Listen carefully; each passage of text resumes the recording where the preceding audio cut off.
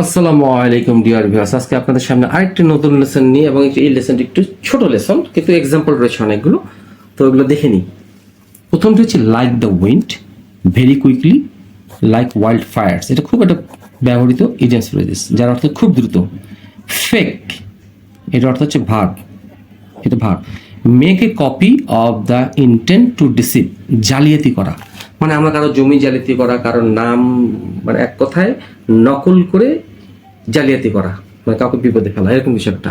Fraud, জালিয়াতি, প্রতারণা, প্রতারক বা ফাঁদ। তো এখন এই শব্দগুলো ব্যবহার করে, এই ফ্রেজগুলো ব্যবহার করে কিভাবে সুন্দরভাবে ইংরেজিতে বাক্য রচনা করা যেতে পারে বা ইংরেজিতে কথোপকথন করা যেতে পারে, সেটা জেনে নিই। সে খুব দ্রুত জায়গাটা ত্যাগ করলো। হি লেফট, করলো হচ্ছে ভার্ব লিভ, বেজ ওয়ার্ড অর্থ হচ্ছে leave, a past tense left, verb two. He left the place like the wind, like the wind অথবা লাইক ওয়াইল্ড ফায়ার্স, দ্রুত জায়গাটা ত্যাগ করলো, অথবা ভেরি কুইকলি। আমরা হয় এটা ইউজ করবো, অথবা এটা ইউজ করবো, অথবা এটা ইউজ করবো। আচ্ছা, দ্বিতীয় এক্সাম্পলে দেখি। মেরি তার সাথে পালিয়ে যাবার খবরটি দ্রুত সর্বত্র ছড়িয়ে পড়েছে, খবরটি দ্রুত সর্বত্র ছড়িয়ে পড়েছে। এখন দেখি পালিয়ে যাওয়ার খবরটি, the news of the girls eloping, elope with অর্থ হচ্ছে কারোর সাথে পালিয়ে যাওয়া, কারোর সাথে পালিয়ে যাওয়া, এইটা হচ্ছে elope with. The news of the girls eloping with him, তার সাথে পালিয়ে যাওয়ার খবরটি, হ্যাজ, যেহেতু প্রেজেন্ট পারফেক্ট টেন্স করেছি, নিউজ থার্ড পারসন, সেই জন্য হ্যাজ আসছে। এটা হচ্ছে পাস্ট পার্টিসিপল, তাহলে verb three. Has spread everywhere, ছড়িয়ে পড়েছে, সর্বত্র ছড়িয়ে পড়েছে। কি? লাইক দ্য উইন্ড, খুব দ্রুত, ভেরি কুইকলি, অথবা লাইক ওয়াইল্ড ফায়ার্স, মানে বন্য আগুন যেভাবে দ্রুত ছড়িয়ে পড়ে সেইভাবে খুব দ্রুত ছড়িয়ে পড়েছে।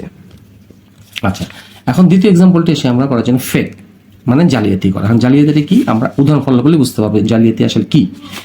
সে তার মার স্বাক্ষর জালিয়াতি করেছিল, তাহলে হি, এই ফেকের পাস্ট টেন্স হচ্ছে faked, verb two, his mother's signature. আচ্ছা, সে তার মৃত্যুর ঘটনাটি সাজিয়েছিল, মানে জালিয়াতি করেছিল। তাহলে কি হবে দেখেন, এই অ্যারেঞ্জ হচ্ছে সাজানো, সেই জন্য এটা অ্যারেঞ্জের সঙ্গে ভার্ব টু হলো, অ্যারেঞ্জড করা হলো।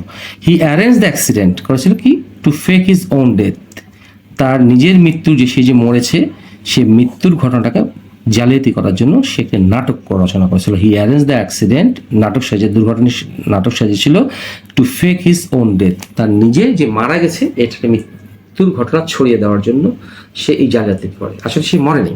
আচ্ছা, লোকটি তার জালিয়াতির মাধ্যমে সম্পত্তি হাসিল করলো। আচ্ছা, এখন এই হচ্ছে 5 নম্বর এক্সাম্পলটি। তো 5 নম্বর এক্সাম্পলটি করা আগে ফ্রড, জালিয়াতি, যা প্রতারণার, প্রতারক, ফাঁদ। আচ্ছা, এখন 5 নম্বর এক্সাম্পলে দেখি, লোকটি জালিয়াতির মাধ্যমে সম্পত্তি হাসিল করেছে।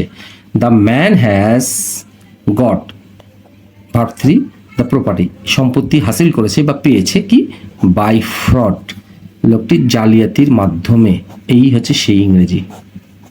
চক্রান্ত করে, এখানে ফেক হবে না, ফ্রড, ছল চাতুরি করে। তিনি 50,000 টাকা জালিয়াতি দায় অভিযুক্ত, এই অভিযুক্তের ইংরেজি হচ্ছে চার্জড উইথ। আচ্ছা, 50,000 টাকা জালিয়াতির দায়, তাহলে হি ইজ, দেখো বি চার্জড উইথ হচ্ছে অভিযুক্ত, কোনো কিছুর জালিয়াতির দায়ে অভিযুক্ত, এই শব্দটি হচ্ছে এটা, চার্জড উইথ এটা, আর এই 50,000 টাকা, তখন এই টাকাটা এখানে আসবে।